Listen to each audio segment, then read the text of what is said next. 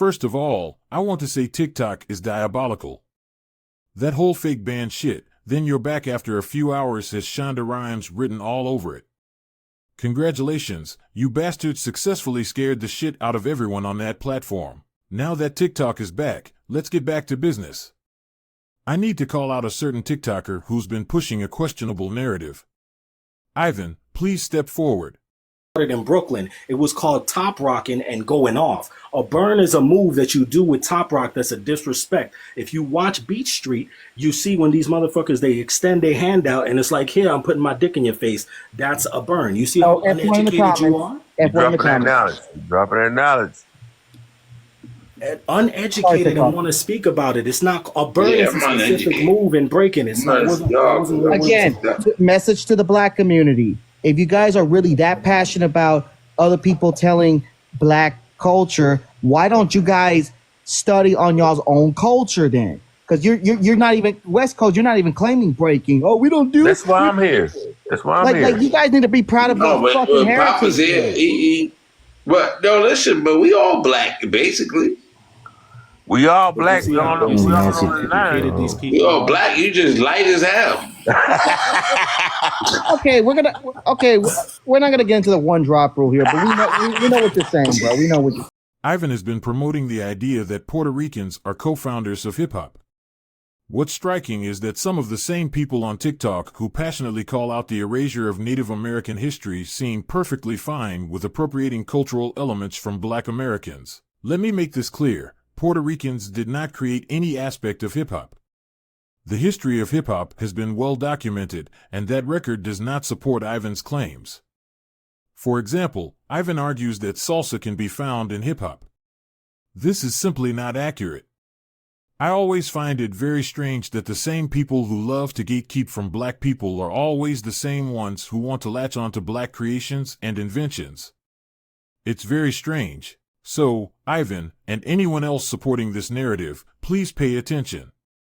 Hip-hop's roots belong to black culture, and the facts speak for themselves. It was a gradual thing as far as Puerto Ricans getting involved into hip-hop. Puerto Rico was playing congas and timbales in the park while we was playing turntables.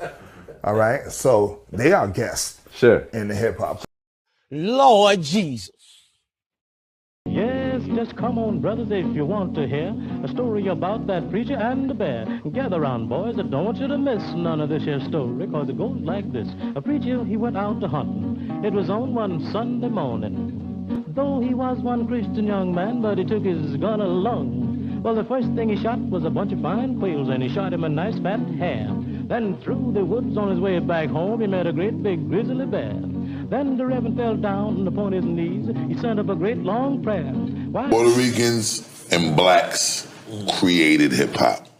So Kool Herc still gets his credit as being the one who spearheaded the birth of the culture. But when I say it was created by Puerto Ricans and blacks, it's because Kool Herc can't create breakdancing.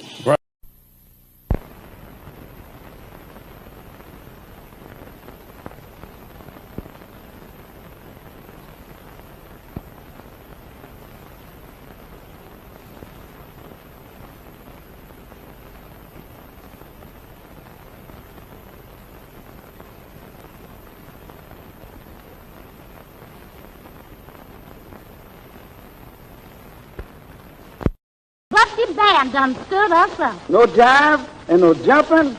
Well, I guess this calls for something.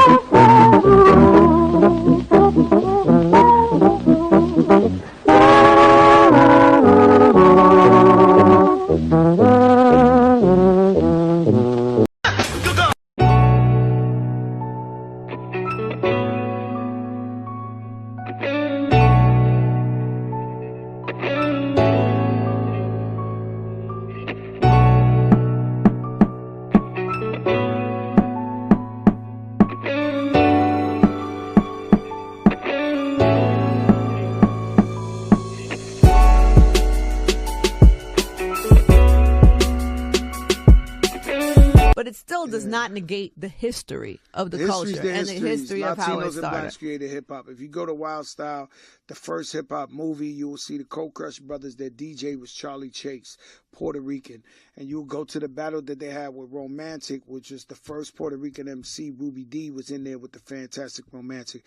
You cannot eliminate the Latinos' contribution to hip hop. Being white, blue eyes, and Cuban. The white and the blue eyes played to my advantage because it allowed me to get in with guards down. He's too hip hop for Latin, he's too English, he's too Spanish, he's too white, he's too this, he's too that. Yes. You know, when I say this shit spike, I got green eyes and I'm white. They look at me like I'm fucking crazy. Yes. You know, when I say this shit spike, I got green eyes and I'm white. They look at me like I'm fucking crazy. Oh, Lord have mercy. Comes to Latino MCs, there's none bigger. Now who's gonna tell me that I can't say nigga? I said to myself, I'm never gonna get my foot in the door as Carlos Mendez because this is hip hop. You know, you got Flash, you got Theodore, you got all these cats and they're all black. You know, I like playing this music, but I'm in Spanish.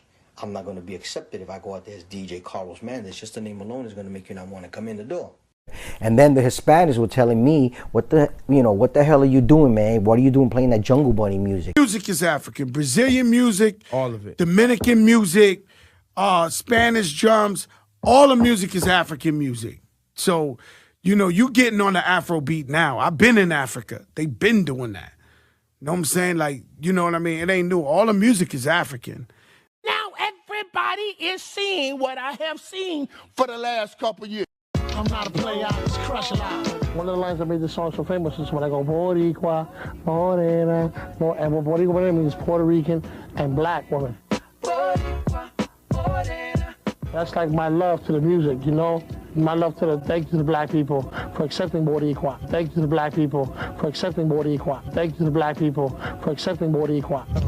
We're the multicultural because the U.S. ain't got no culture. They shit is all our shit. A bunch of our shit is what makes the U.S. whatever you want to call it. We still don't know what that culture is for the U.S., but it's a mix-up of all of our cultures. And in the urban community, you know, the Latino and the West Indian has the greatest influence, and we've always had, and we'll always will. Oh, Lord. As a college student, Come on, you know the song. I learned it in speech. The greatest orators of all time use crowd response. Somebody scream!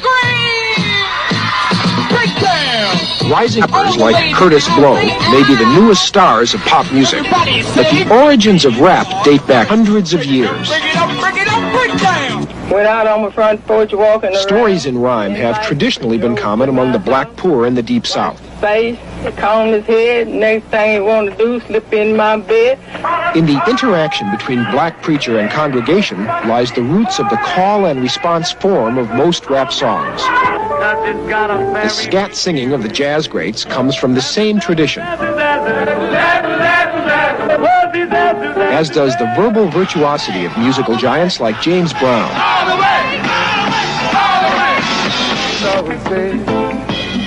Rap's Caribbean counterpart can be found in the reggae rhythms and rhymes of Jamaica. People, what we need to do is to understand each other. The art of rapping was brought to the radio in the 1950s by disc jockeys like Jocko Henderson. We used to say things like, E to the yock. Ho, this is Jock and the back on the scene with the record machine saying good bop do.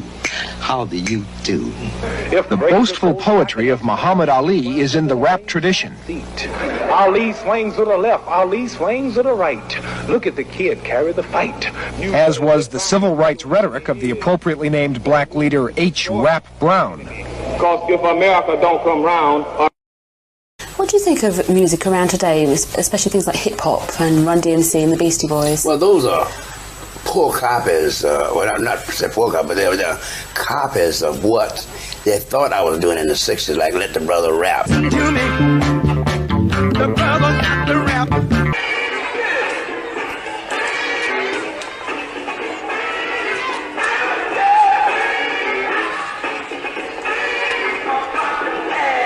What they're doing is things I did years ago. To the front, You do the freak spank, and do the bump, and when the sucker MCs try to prove a point with Trevor's trio, or with the serious joint. But see, rap music is kind of a variation. I mean, kind of a, it's like the end of a James Brown song, what we would do at the very end. I got a woman who knows just, good God, I got a woman who just won't quit there.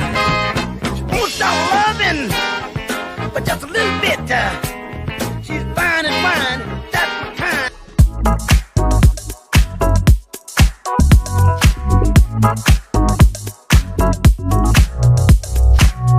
Uzi make it more crazy. Tyreek wouldn't even fuck with him. If you was to meet Tyreek in person, he wouldn't even acknowledge you. Tyreek only mess with the South boy. That motherfucker probably wouldn't even shake your. Because he don't rap. He don't rap. He just like these conscious type things. No, but this is my thing. He's a false prophet. You think West Coast native? You think if you were to meet Tyreek Nash in real life, he would shake your hand? He probably wouldn't even acknowledge you. So you following a false prophet, bro. Tyreek used to be Pan-African. He used to be all about Africa back in the days.